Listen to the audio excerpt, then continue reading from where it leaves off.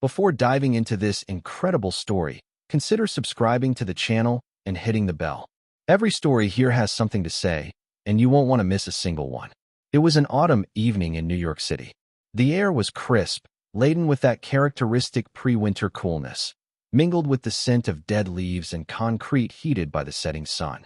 In the heart of Manhattan, the famous Sterling Hotel stood proudly, its glass and steel facades gleaming in the last rays of the sun, ready to host the annual Visionaries of Tomorrow Gala. This prestigious, nationally renowned event was more than just a reception.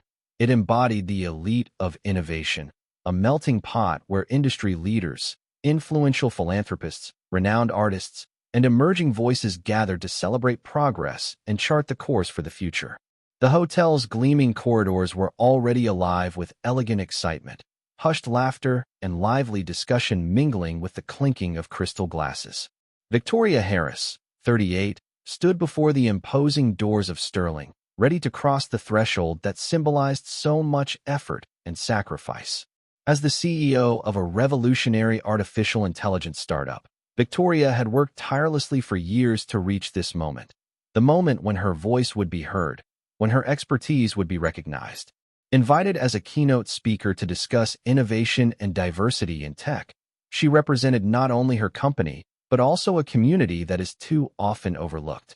Dressed in an elegant, simple yet refined black dress, her hair neatly pinned back, Victoria wore subtle makeup that highlighted the determination in her eyes. Her confident yet natural smile lit up her face. In her right hand, she held her golden invitation, a thick card, printed in gold letters, a tangible symbol of her legitimacy. She took a deep breath, savoring the mixture of excitement and nervousness that always filled her before a big moment. Then, confidently, she walked toward the entrance. At that moment, an imposing security guard, a man in his 40s with a closed face and piercing eyes, named Jake Miller, abruptly intervened. He stood straight, arms crossed, embodying a physical and symbolic barrier. "Excuse me, madam, but this event is strictly reserved for pre-approved guests," he declared in a dry, almost mechanical tone, without trying to hide his contempt.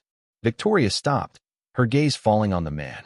Without showing any hesitation, she calmly extended her invitation. "I'm Victoria Harris, tonight's speaker. I have an official invitation." Jake took the box and quickly examined it, frowning. Then, looking up, he regarded Victoria with a suspicion heavy with innuendo. "You don't look like you belong here. I'll have to check." These words, though spoken cautiously, echoed through the air like a clap of thunder in a silent room. Victoria immediately felt that bitter aftertaste of discrimination, a taste she knew all too well, the taste of doubt cast on her legitimacy because of the color of her skin. Yet she didn't lower her eyes. She raised her head, maintaining the dignity that had carried her so far. Behind her, several people were waiting, guests in evening attire, who were beginning to notice the scene. Confused murmurs rose, some expressing surprise, others disapproval at the officer's rigid attitude. Victoria felt the weight of the looks, some supportive, others indifferent, but also the weight of the story she carried within her, a story of fighting against the invisible barriers that had blocked her for too long.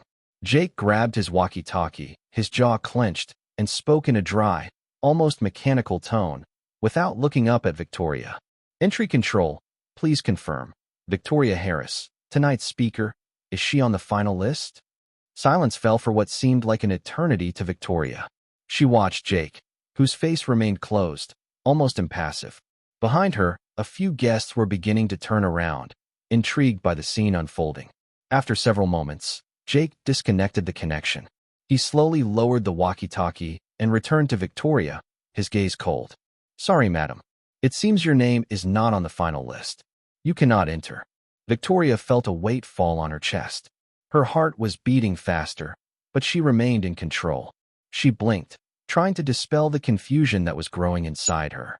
"Can I speak to the manager, please?" she asked, her voice calm but firm. Jake shook his head, his face hard. "I'm in charge here. You can wait here, or leave." The tone was categorical, uncompromising. Victoria felt the tension rising within her, the burning sting of injustice. Yet she held her head high, refusing to let her anger explode in public. The crowd around her was beginning to murmur, some eyes lingering on her, others turning away. Just then, a man approached quickly, his step confident. Michael Grant, a white man in his 50s, a familiar face to many present, known in the business community for his influence and connections. "Jake, this is a mistake," he said, his voice firm but calm. "Victoria Harris is expected tonight. Let her through." Jake crossed his arms and shook his head, steadfastly refusing to give in. Victoria felt her anger rising, her blood boiling, a dull fire coursing through her veins. She knew all too well this marginalization disguised as a procedure, but she chose control, aware that giving in to emotion would only reinforce the prejudices imposed on her. The tension became palpable. More and more guests began to observe. Some discreetly picked up their phones to film. Suddenly, a young man ran up, looking worried. It was Alex Parker, the event's chief organizer, renowned for his professionalism and commitment to diversity. "Jake, you've made a mistake," Alex snapped breathlessly. "Victoria Harris is the keynote speaker. You need to let her in immediately." Jake's face turned red. He lowered his head in embarrassment, then stepped aside to let Victoria pass. But the damage was done. Several people had filmed the scene, and within minutes, the video of Jake refusing Victoria access was already circulating on social media, accompanied by comments denouncing the racism and injustice she had suffered. Victoria finally entered the hotel, the weight of humiliation still palpable, but also a new determination burning within her. As she took the stage, the spotlights bathed Victoria in a warm, almost solemn light. The audience's murmurs gradually died down, giving way to a respectful silence. Victoria looked around at the gathering, a mixture of curious, admiring, and also somewhat reserved faces. She took a deep breath, letting the weight of the last moments evaporate. Then, in a clear, strong voice, yet filled with vibrant sincerity, she began. "Tonight, I'm not just here as the CEO of a tech startup. I'm here as a Black woman who, like so many others, has had to fight against invisible obstacles, invisible walls that stand in her way every day." A slight chill ran through the room. Victoria then spoke about her journey, the long nights spent coding in a small Brooklyn apartment, the self-doubt she had to overcome in the face of prejudice in a field still largely dominated by white men. She spoke of missed encounters, doors closed for no reason, and lowered expectations because of the color of her skin. Then, in a more serious tone, she addressed the incident at the entrance. "A few minutes ago, at the entrance of this hotel, I was stopped, questioned, and nearly turned away from an event where I was invited to be a keynote speaker. This wasn't an administrative oversight. It was a cruel reminder that systemic racism is still very much alive, even here, at the heart of our most innovative industry." Her words resonated powerfully, touching everyone in the room. Without ever singling out a single person, she denounced the prejudices that persist, the invisible mechanisms that still marginalize too many talented people. We must do better, not just for ourselves, but for all those who come after us, so that diversity is not a luxury, but a given, so that every voice, every talent, every dream has its place, without barriers or discrimination. The silence that followed was quickly broken by thunderous applause. The audience rose to their feet and expressed their admiration and support with a heartfelt ovation. In the hours that followed, the video of Jake Miller, the security guard, refusing access to Victoria, went viral on social media. Shared thousands of times, it was accompanied by hundreds of comments denouncing not only his behavior, but also the latent racism he embodied. Under pressure from both the public and the organizers, the security agency had to react quickly. Jake was suspended, then fired. In a clumsy statement, he tried to downplay the incident as a simple mistake, but no one was fooled. His attitude reflected a deeply ingrained prejudice. Victoria, for her part, received immediate and massive support. Beyond the tech sector, civil rights organizations, opinion leaders, engaged celebrities, and a multitude of internet users expressed their solidarity. Messages of support, offers of collaboration, and invitations to speak at conferences and in the media poured in. More than ever, Victoria became a living symbol of the fight against inequality, but also an example of courage and dignity. Her speech that evening was not only a call to action, but a promise, that of a future where innovation would be both inclusive and just. A few weeks after that evening, which had shaken so many consciences, Victoria Harris had transformed herself into much more than a renowned speaker or entrepreneur. She had become a living symbol of hope and change. Driven by the power of her experience and the overwhelming support she received, she decided to launch an ambitious initiative, Doors Open, a program designed to promote equitable access to opportunities in sectors traditionally closed to minorities, particularly in tech, business, and elite upper echelons.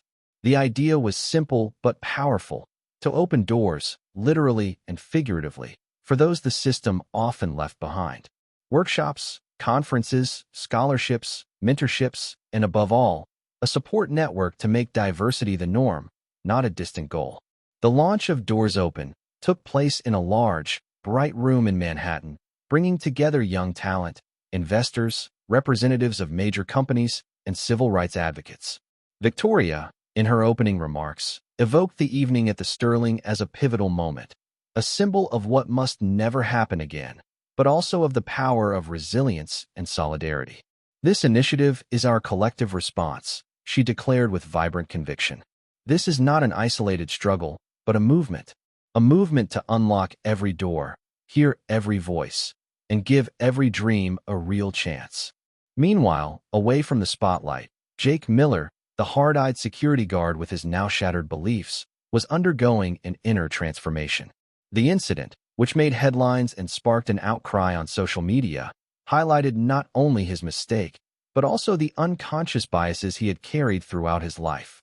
Rather than wallow in anger or denial, Jake made an unexpected decision. He enrolled in an in-depth diversity and inclusion training program run by an organization specializing in combating discrimination. These sessions, while sometimes challenging, forced him to confront his prejudices and understand how they had shaped his reactions and behaviors. As the weeks passed, Jake opened up to new perspectives. He listened to testimonies, debated with participants from diverse backgrounds, and learned to question his certainties. While he couldn't erase his past, he began to build a different future, aware that real change comes from sincere awareness and genuine commitment. This story, that of Victoria and Jake, powerfully illustrates the daily struggle against entrenched discrimination, but also the power of a woman who refuses to be invisible, who transforms injustice into a lever for action. It also reminds us that the path to equality requires mutual understanding, individual responsibility, and a collective will to change. The gala at the Sterling, with its mixture of pain and victory, is remembered as a turning point, a moment when oppressed voices began to break through invisible walls. And through Doors Open, Victoria and so many others opened windows of hope for generations to come.